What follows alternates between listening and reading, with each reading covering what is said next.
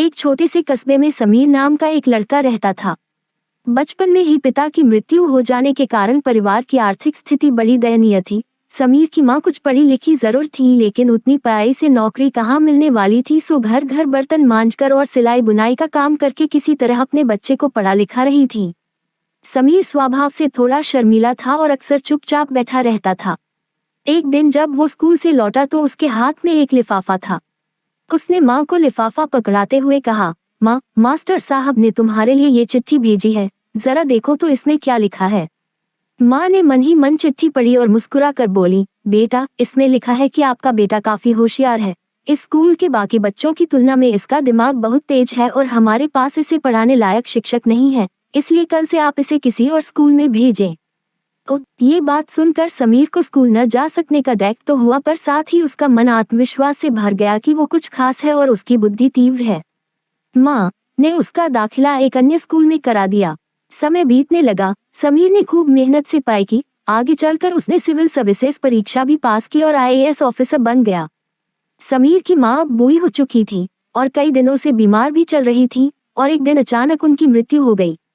समीर के लिए ये बहुत बड़ा आघात था। वह बिलख बिलख कर रो पड़ा। उसे समझ नहीं आ रहा था कि अब अपनी माँ के बिना वो कैसे जिएगा। रोते रोते ही उसने माँ की पुरानी अलमारी खोली और हाथ में उनकी माला, चश्मा और अन्य वस्तुएं लेकर चूमने लगा।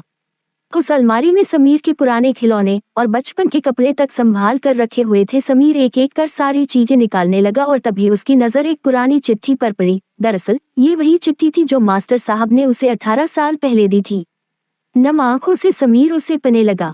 आदरणीय अभिभावक, आपको बताते हुए हमें अफसोस हो रहा है कि आपका बेटा समीर पढ़ाई में बेहद कमजोर है और खेल कूद में भी भाग नहीं लेता है।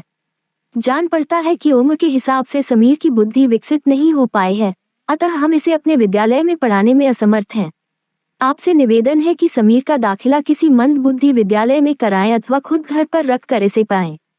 सदर प्रिंसिपल। समीर जानता था कि भले अब उसकी माँ इस दुनिया में नहीं रही, पर वो जहाँ भी रही उनकी ममता, उनका आशीर्वाद सदा उस पर बना रहेगा। दोस्तों, रुडयार्ड किपलिंग ने कहा है, भगवान हर जगह नहीं हो सकते थे और इसलिए उन्होंने माताओं को बनाया। भगवान सभी जगह नहीं हो सकते, इसलिए उसने माएँ बनाई।